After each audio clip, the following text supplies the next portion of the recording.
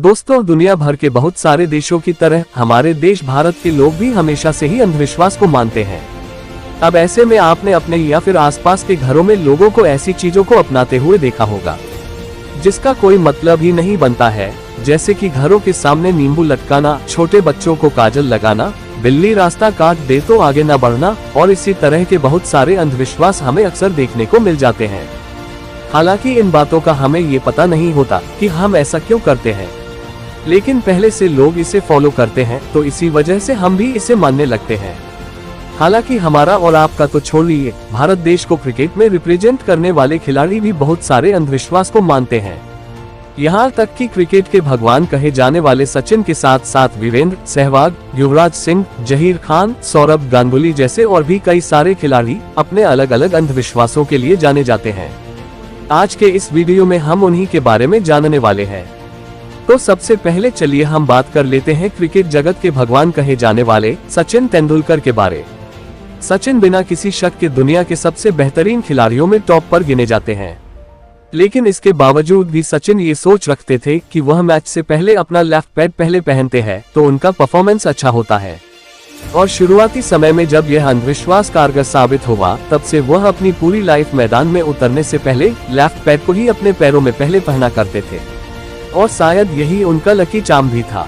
और इसके अलावा सचिन के साथ ही सालों तक ओपनिंग करने वाले वीरेंद्र सहवाग अंधविश्वास को शुरू से ही मानते थे। अब जिसके बल्लेबाज से हर गेंदबाज डरता था, अगर वह भी अंधविश्वास में पड़ जाए तो ये थोड़ा हैरान करने वाली बात तो है। लेकिन आपको शायद ये बात जानकर आश्चर्य होगा कि शुरुआती दिनों में जब वह 44 नंबर की जर्सी पहना करते थे, तब ये जर्सी उनके लिए लकी साबित नहीं हो रही थी। और तभी एक ज्योतिषी से मिलने के बाद उन्होंने अपनी जर्सी को बिना नंबर के पहनने का फैसला किया, और फिर यहीं से उनके करियर पर इतना फर्क पड़ा कि उनकी दहशत आज भी गेंदबाजों में कायम है। हालांकि ये उनकी कड़ी मेहनत का नतीजा था या फिर लक का, ये बात तो मुझे नहीं पता। और कुछ ऐसे ही 6 बाल पर 6 चक्के लगाने वाले 2007 T20 और 2011 वर्ल्ड कप जीतने में अहम किरदार निभाने वाले युवराज सिंह भी नंबर 12 को ही अपना लकी नंबर मानते हैं, क्योंकि युवराज का जन्म 12वें महीने के 12वें दिन 12 बजे दोपहर को चंडीगढ़ के सेक्टर 12 में हुआ था। और यही वजह है नंबर 12 को अपना लकी नंबर मानते हुए अपनी जर्सी का नंबर भी 12 ही चुना था। साथ ही अब बात आती है रविचंद्रन अश्विन की, तो वह भी अपने साथ एक बैग रखते हैं जिसको कि वह खुद के लिए लकी मानते थे। दरअसल 2011 के वर्ल्ड कप में उन्होंने ये बैग अपने साथ रखा हुआ था। वैसे भले ही इस टूर्नामेंट में उन्हें सिर्फ 2 मैच खेलने का मौका मिला हो, लेकिन भारत ने यह वर्ल्ड कप जीत लिया था, और तभी से उस बैग को अश्विन अपने साथ लेकर ही किसी भी टूर पे जाया करते हैं। और अन्य खिलाड़ियों की तरह सौरभ गांगुली भी अपने गुरु की फोटो हर मैच में अपने पॉकेट में लेकर खेलते थे। साथ ही उनकी उंगलियों में भी आप बहुत सारे अंगूठी और गले में मालाएं देख सकते हैं, क्योंकि इन सब चीजों को वह अपना लकी चार्म मानते थे।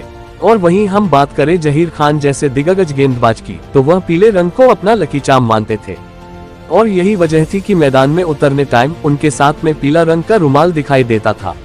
और कुछ इसी तरह से ही महेंद्र अमरनाथ लाल रंग का ही रुमाल इस्तेमाल किया करते थे।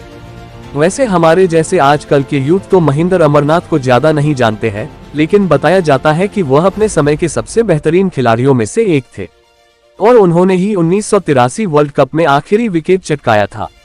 और फॉर्मर कप्तान ऑफ इंडियन क्रिकेट केसरीकांत का कुछ ऐसा ही था। वह मैच खेलने के लिए हमेशा ही अपने साथी बल्लेबाज के राइट साइड से पिच तक आते थे। और इसी से जुड़ी हुई एक कहानी भी है।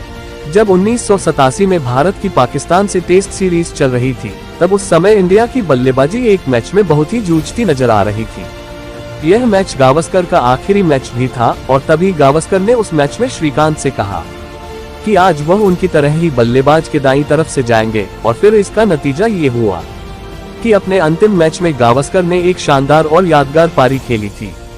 हालांकि दोस्तों, लास्ट में बस मैं यही कहना चाहूंगा कि इन अंधविश्वासों से खिलाड़ी या फिर लोगों पर कितना प्रभाव पड़ता है, ये तो हम नहीं जानते हैं। लेकिन अगर यह टोटके कॉन्फिडेंस को बढ़ाने में हमारी मदद करते हैं, तो फिर इस तरह के अंधविश्वास को फॉलो करने में मुझे तो नहीं लगता कि कोई हर्ज होनी चाहिए। हालांकि सिर्फ उन अंधविश्वासों को फॉलो करिए जो हमारे लाइफ में पॉजिटिव असर डालते हैं। जंतर मंतर वाले बाबा और जादू टोना के चक्कर में मत आइए। उम्मीद करते हैं कि यह जानकारी आपको जरूर पसंद आई होगी। धन्यवाद।